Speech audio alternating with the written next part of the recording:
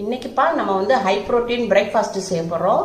Wait லாஸுக்கு நம்மளுக்கு வந்து ரொம்ப யூஸ்ஃபுல்லா இருக்கும். வெயிட் லாஸ் ரொட்டி செய்ய போறோம். வாங்க எப்படி செய்யலாம்னு பார்ப்போம். இப்போ வந்து நான் நைட்டு வந்து சுண்டலை நல்லா கழுவிட்டு தண்ணி விட்டு நல்லா ஊற வச்சிருக்கேன். தண்ணி ஃபுல்லா வடிச்சிட்டேன். அதே மாதிரி தான் பாசி பயிரையும் அதே மாதிரி நைட் ஃபுல்லா ஊற வச்சு தண்ணி நல்லா வடிச்சு எடுத்தாச்சு.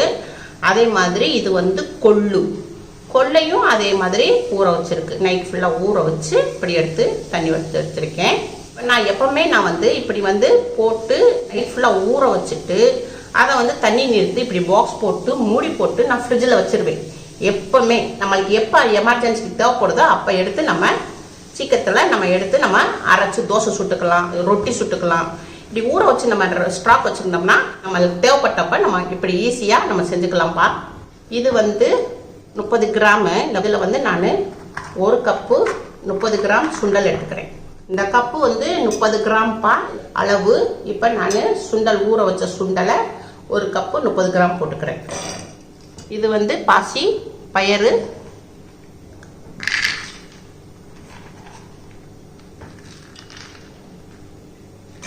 இதில் ஒரு 2, அப்போ 60 கிராம் ஆச்சு. 30 கிராமு 2 கப்பு போட்டிருக்கேன். இதையும் போட்டுக்குருவோம். அதே மாதிரி 30 கிராம் தான் நான் ஊற வச்சிருக்கேன்ப்பா. 1 கப்பு போட்டு ஊற வச்சிருக்கேன்.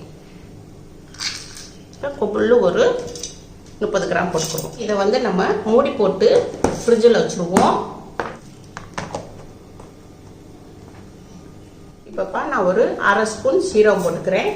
ஒரு 3 கொத்து கருவேப்பிலை போட்டுக்குருவோம். கருவேப்பிலையில் நல்ல அயன் சத்து இருக்குப்பா. கண்ணுக்கு ரொம்ப நல்லது, முடிக்கும் ரொம்ப நல்லா கருகருன்னு வளரும்.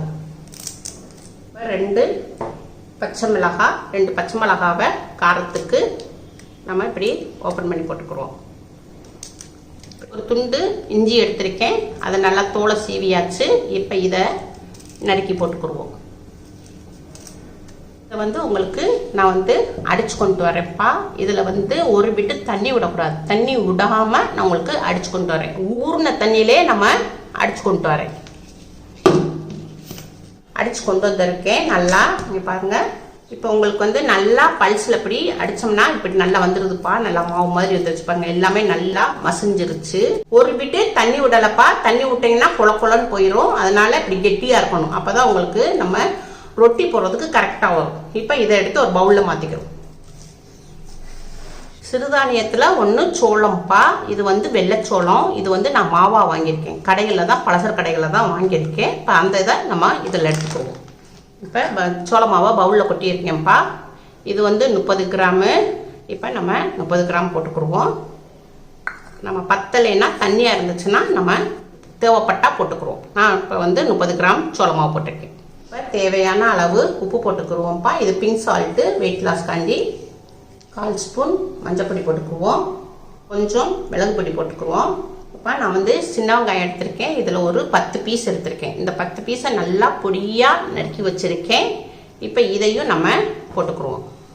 சின்ன வெங்காயத்தில் வந்து நல்லா வெயிட் லாஸ்க்கு ரொம்ப ஹெல்ப் பண்ணும்ப்பா. அதாவது உடம்புக்கும் நல்லா குளிர்ச்சியாக இருக்கும். நம்ம சின்ன வெங்காயம் எவ்வளோக்கு நல்லா சாப்பிட்றோமோ வெயிட் லாஸ்க்கும் ஹெல்ப் பண்ணும். நம்மளுடைய உடம்பையும் நல்லா குளிர்ச்சியாக வச்சுக்கிறோம். இப்போ ஒரு கேரட், மீடியமான கேரட்டு துருவி வச்சுருக்கேன். இதை இதில் போட்டுக்குருவோம். இப்போ நம்ம கொத்தமல்லி இலை, இதையும் கொஞ்சம் நல்லா பொடிசாக நறுக்கி போட்டுக்குருவோம்.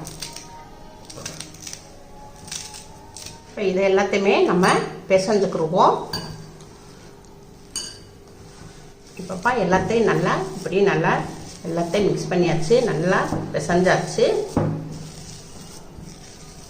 ஒரு பிட்டு தண்ணி விடலப்பா.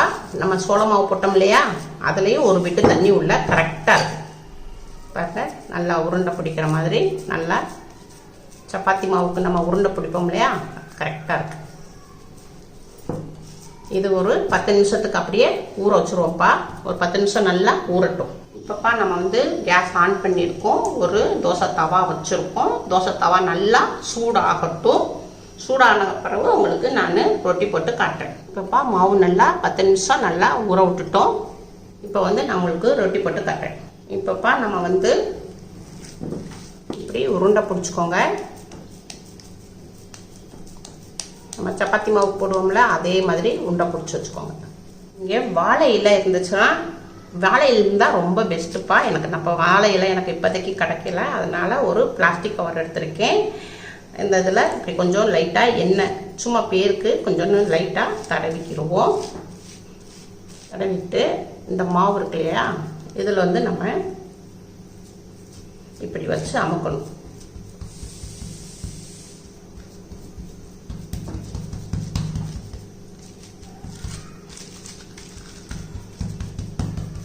கொஞ்சம் தண்ணி கூட தொட்டு இதை அப்படியே நல்லா தட்டி விடணும். கொஞ்சம் இப்படி ஓரத்தில் விரிஞ்சு வரும், அதை நம்ம இப்படி சரி பண்ணிக்கிறோம்.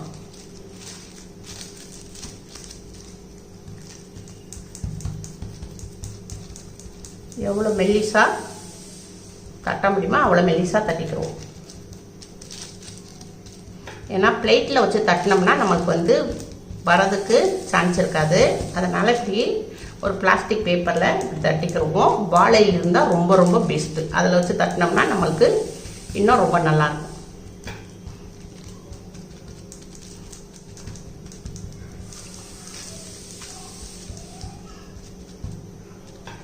நல்லா மெல்லிசா தட்டிட்டோம்ப்பா.